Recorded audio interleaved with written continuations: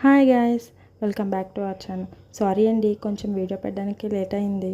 అదే లాస్ట్ వీడియోలో మెహందీ ఎందుకు పెడుతున్నానో చెప్తాను అన్నాను కదా. ఏం లేదండి, ఈరోజు జెస్సీ వాళ్ళ స్కూల్లో ఒక చిన్న సెలబ్రేషన్ ఉంది. దానికి చాలా ట్రెడిషనల్గా రెడీ చేసి తీసుకొని రమ్మన్నారు. అందుకోసమని ఇలా ట్రెడిషనల్గా రెడీ చేస్తున్నాను. దానికోసమని నేనైతే ఎప్పటి నుంచో ఒక మంచి పట్టు చీర దాస్తున్నాను. కాకపోతే ఇంకా చిన్నదాయి కదా అని చెప్పేసి ఇంతవరకు దాన్ని బయటకు తీయలేదు. మంచి పట్టు పరికిని కుట్టిద్దామని చెప్పేసి ఇప్పుడైతే ఎలాగా సిచ్యువేషన్ సింక్ అయింది కాబట్టి ఇలా స్టిచ్ అయిపించేశాను.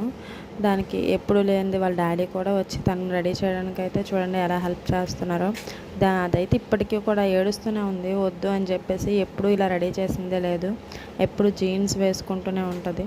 జీన్స్ కానీ లేకపోతే ఇంకా నార్మల్ వెస్ట్రన్ టైపే తప్ప ఇంత ట్రెడిషనల్గా ఎప్పుడూ రెడీ చేయలేదు.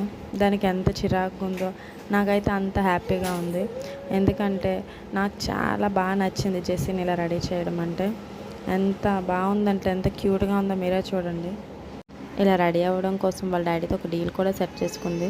నేను స్కూల్ నుంచి వచ్చేసరికి నాకు ఐస్ క్రీమ్ కొనిపెట్టాలని చెప్పేసి వాళ్ళ డాడీ కూడా ఓకే అని చెప్పారు.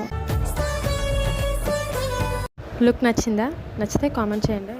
ఏదైతేనేం కానీ మా జెస్సీ మాత్రం గారాబం చేయించుకోవడంలో ఫస్ట్ వస్తుంది. ఎందుకంటే ఇప్పటికే మీకు అర్థమై ఉంటుంది, రెడీ చేయడానికి ఇద్దరు, తినిపించడానికి ఒకరు, ఇంకా అందులో బుజ్జగించాలి ఒకటి.